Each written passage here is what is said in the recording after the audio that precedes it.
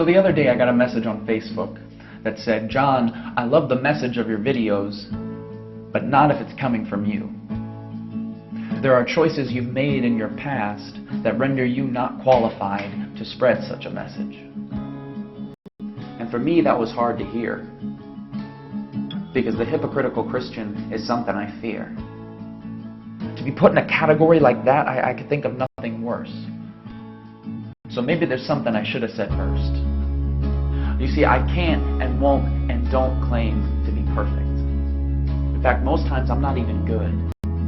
I'll take responsibility for the mistakes I've made and the hurts I've caused. I got more than I probably should.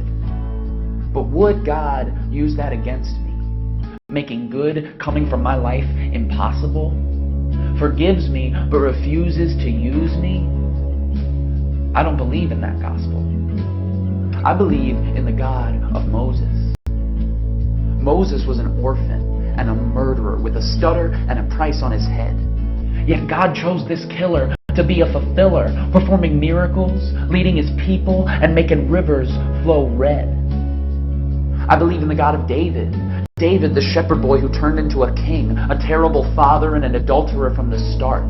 Yet even with wrongdoings and iniquity, we remember him as the man after God's own heart. Mary Magdalene was a prostitute, living a life without direction. Matthew was a tax collector, the lowest of the low, yet they both walked and talked and witnessed Christ's perfection.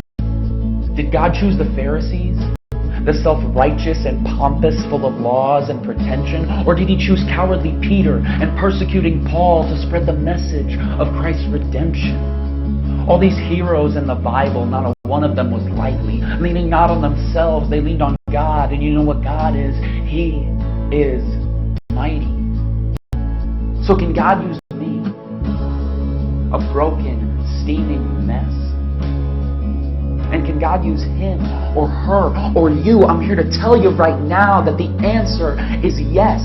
God can and will use anybody, even if you only go to church on Christmas. Does he only speak through the preacher? No, God is in a different business, because believing in the Lord isn't living a perfect Walgreens life, always doing right. It's letting his light shine from within and letting his word be your tutor. He'll take your broken past, helping you step into a more hopeful future, because it wasn't for perfection that Jesus died on that cross. It was for the unhealthy, so the sick could serve the sick and seek and save the lost. Because in the end, these words and these lights and these cameras and this video, it's not about me. It's about God.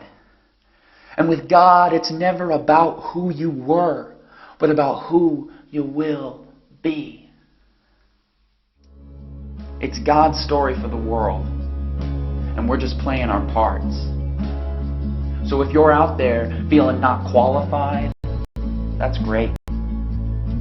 Because not qualified is where he starts.